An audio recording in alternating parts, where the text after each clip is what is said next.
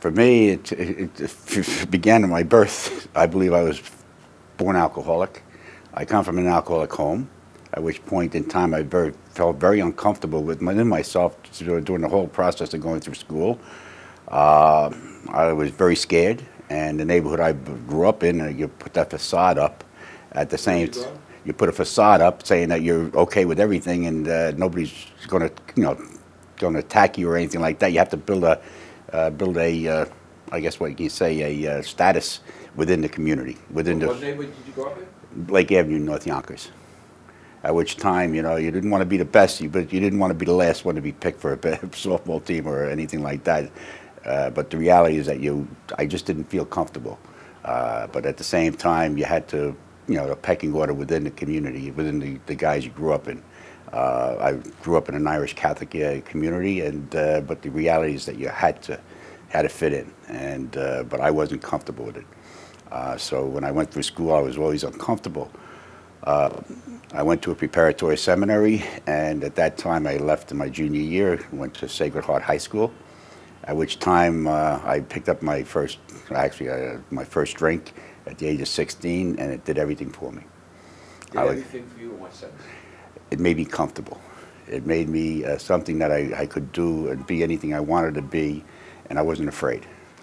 Well, after having grown up in an alcoholic home and at the same time being fearful of what's going to happen, and at the same time when you're in a community with a bunch of guys and stuff like that and girls, I was always afraid of girls, and I'm still afraid of girls because they don't think like we think. But reality is that during that period of time, I really couldn't get personal with anybody. I had to hide a lot of things, and when you're hiding things, how fearful you are, at that point all the time until you picked up that first drink, that fear leaves. And a whole different ball game opens up to the point there where you can do and be anything you want to be, as long as you have the alcohol in you. You can talk to girls, you can be socialized with guys and stuff like that. There was times I couldn't even talk in front of 3 people. I was shy, I was intimidated by a lot of things, but at the same time I was always in trouble. I'm one of those kids that probably at this point in time, if they had Ritalin back then, they would have given it to me.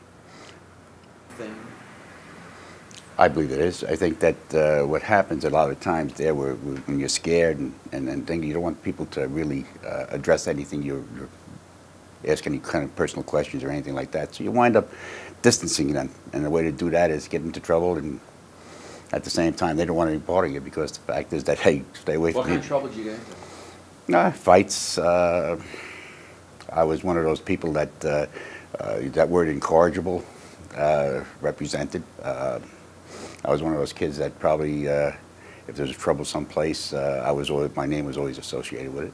Well, I was in school I was very active. The nuns who taught me in grade school, they couldn't handle me. My mother was up to the nuns quite regularly.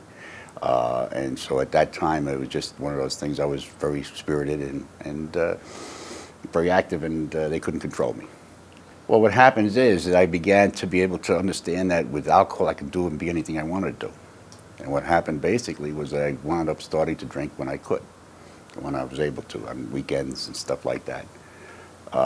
In fact, I graduated high school and I was shy of girls, so I didn't get very many dates, and I was drinking and stuff like that. I wound up spending my 18th birthday in an Air Force hospital out in Wyoming for bleeding ulcers.